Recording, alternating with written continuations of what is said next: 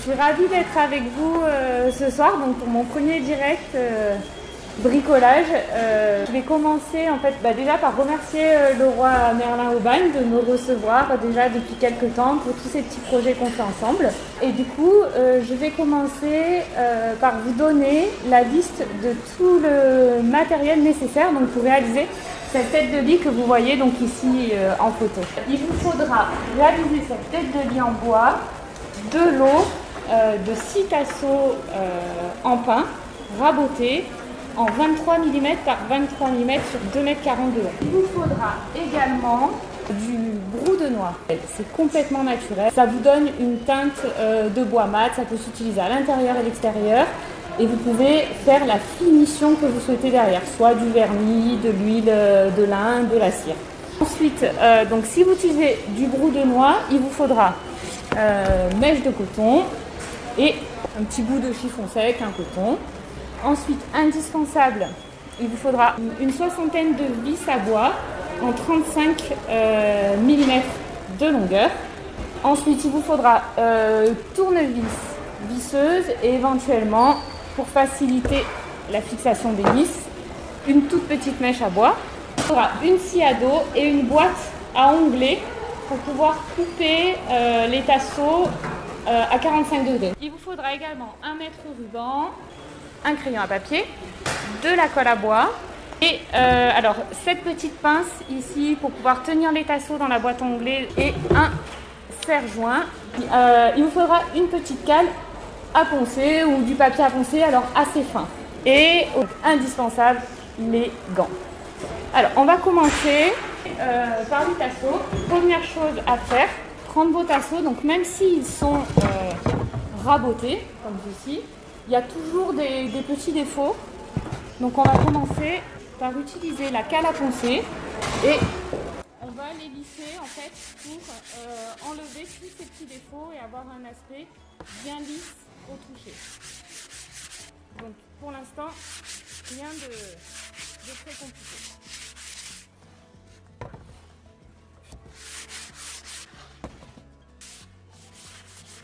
Et on renouvelle l'opération donc tout le long et ainsi de suite sur les 4 côtés de chaque tasseau. Alors en fait c'est important de les préparer avant parce que je ne sais pas si vous voyez donc comment est faite la tête de lit, mais si vous ne vous occupez pas du ponçage et de la teinture du bois avant le montage, ça va être beaucoup plus compliqué à la fin pour peindre ou vernir ou cirer avec tous ces petits recoins. Donc le but c'est de les préparer au maximum pour n'avoir plus que de la fixation à faire après. Donc une fois que tous vos tasseaux sont poncés et lisses au toucher, sans aspérité, on va venir les teinter. Alors je vais vous montrer comment utiliser le brou de noix. Donc vous allez utiliser comme ceci soit un petit bol ou un petit outil comme ça de peinture. Alors indispensable, parce que le brou de noix s'attache, on utilise des gants. Donc je prends ma bouteille de brou de noix, je vais verser un petit peu de produit. Ensuite, donc soit vous utilisez de la mèche de coton, comme ceci, ou alors vous pouvez aussi même directement prendre un chiffon ou le faire au pinceau. Mais l'avantage de la mèche de coton, ça permet de vraiment faire pénétrer le produit dans toutes les fibres du bois. Donc je trempe ma mèche de coton dans le produit. Donc n'hésitez pas à faire un test sur une chute avant pour savoir quelle teinte vous voulez obtenir. Donc j'ai mis mon produit et donc je viens tout simplement ici avec ma mèche de coton le passer sur mes tasseaux. Donc ça va très très vite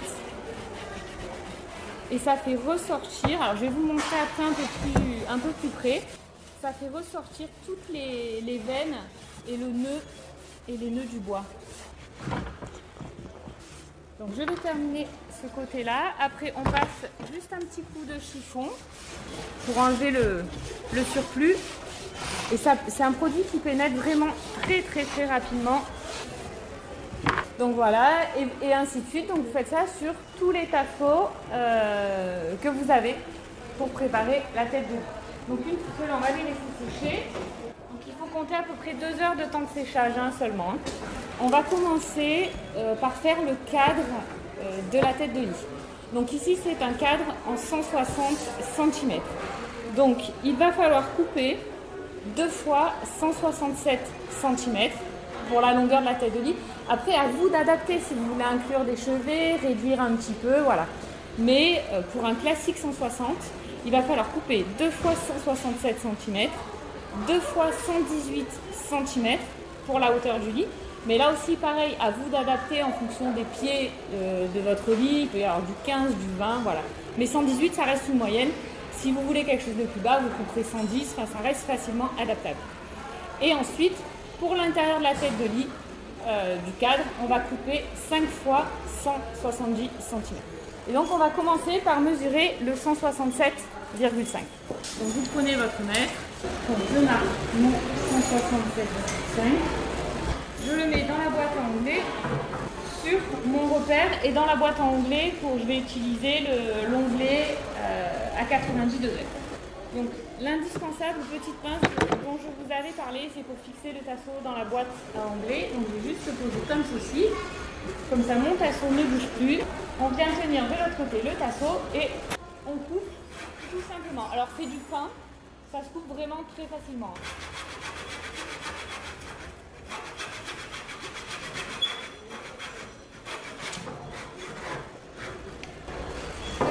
Donc là, j'ai coupé le premier montant. Et petite chose à faire à chaque fois qu'on va couper un tasseau, c'est de mettre un petit coup de ponçage pour enlever toutes les petites écharpes ou les petits bouts de bois. Voilà, donc ceci, ça c'est le montant horizontal du lit. Donc il faut en couper 2 comme ça et 2 de 118 cm. Donc les meubles ont déjà été... Voilà. Ils ont déjà été coupés, donc vous allez avoir les 2 montants horizontaux et les 2 montants verticaux. Vous allez ensuite tout simplement les assembler. Alors pour les assembler, il faut que le montant horizontal soit à l'intérieur du montant vertical et non pas au-dessus. Vous allez venir visser ici sur le côté. Donc soit vous pouvez utiliser une mèche, une petite mèche à bois pour faire un pré-trou. Et ensuite, on va venir mettre la première vis. Alors petite chose, essayez de rentrer un tout petit peu vos vis. Il ne faut pas que les têtes dépassent. Donc on a mis la première. On répète de l'autre côté la même chose.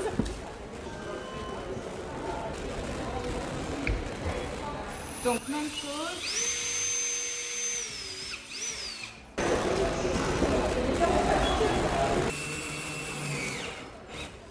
Voilà. Et ensuite vous allez mettre la barre du milieu. Pour ce modèle-là, pour pouvoir fixer les chevrons, il va vous falloir couper 5 fois 70 cm tout pile. Donc pour fixer votre barre du milieu, vous pouvez prendre vos montants verticaux intérieurs qui font 70 cm, les caler entre le haut et le bas et vous aurez l'emplacement où vous devez fixer votre barre intérieure.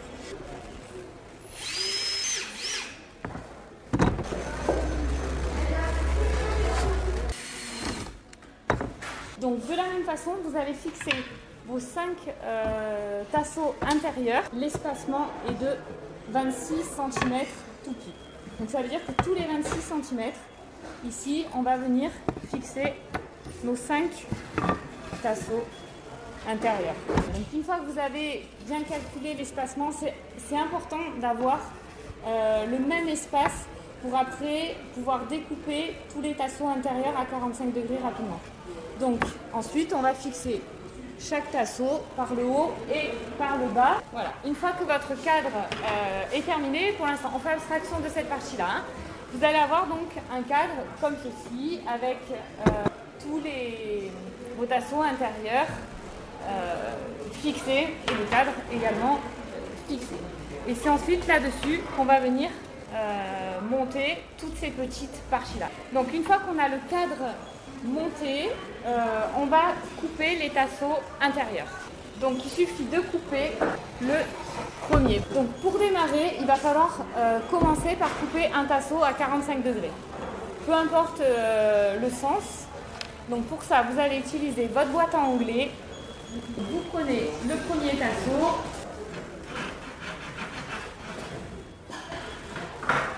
Donc pour avoir la taille, soit vous pouvez le calculer, soit tout simplement, vous allez passer votre tasseau dessous, mettre le premier comme ceci à 45 degrés dans l'angle par-dessous. On va venir tracer un trait contre ce montant-là. On repasse dans la boîte à onglets pour couper. Une fois que vous avez coupé votre premier tasseau, logiquement, si vous êtes bien positionné, votre tasseau, vous voyez, il va pouvoir vous servir de gabarit.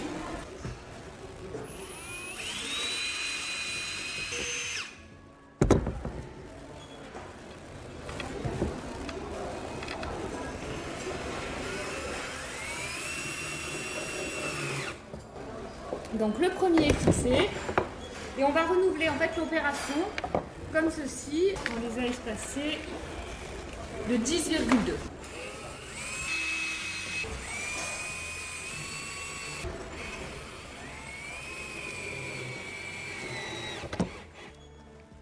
Donc une fois que vous avez fini les montants, pour faire les petits montants intermédiaires, même principe, une fois que vous avez fait les grandes coupes ici, pour les petites, pareil, on recoupe un tasseau à 45 degrés et ensuite avec le crayon par-dessous on vient tracer pour avoir la distance ici qu'il nous faut. Alors une fois que vous avez vissé tous les tasseaux du premier côté comme ceci, il ne faut surtout pas les fixer en face à face. On va les soulever comme ceci, doucement pour ne pas abîmer les vis. Et en fait, on va venir visser exactement comme on vient de faire ici, ceux d'en face et non pas ceux-là. Vous allez voir, je vais vous faire le premier.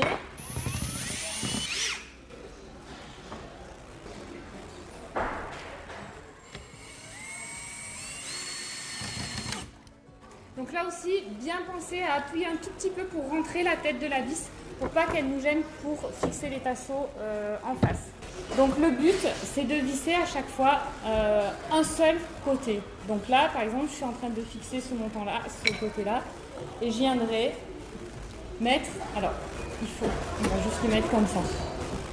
Surtout aussi, bien se mettre en face.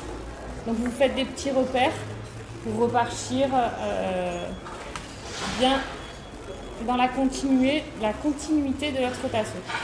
Donc celui-là on va soulever et ainsi de suite. On va venir fixer celui-ci, ensuite on va fixer celui du haut avec les vis, etc. Voilà, donc j'en ai fixé deux pour vous montrer. Ici vous avez vos montants soulevés et c'est ce côté-là qu'on va venir coller. Donc là on va tout simplement prendre de la colle à bois. Donc vous allez venir mettre votre colle à bois. Et logiquement, si vous avez bien travaillé, le serrage peut suffire à lui-même. On essuie l'excédent de colle et ainsi de suite.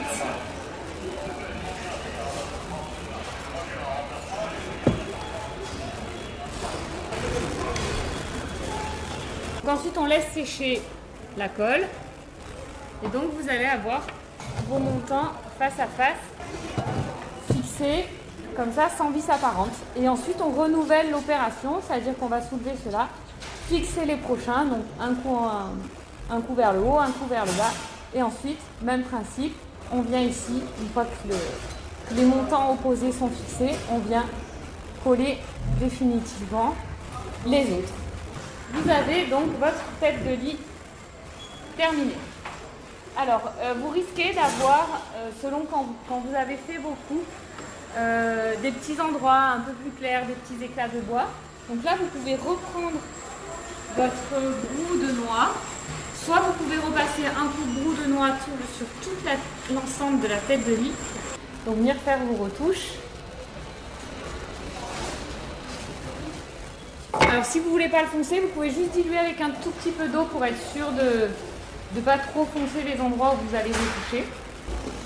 Donc sur toute cette partie-là, vous n'allez pas avoir de vis apparente, mais vous pouvez, au niveau de la finition, vous voyez ici, on zoomera peut-être un peu plus, mais ici je vais avoir toutes mes têtes de vis qui sont rentrées.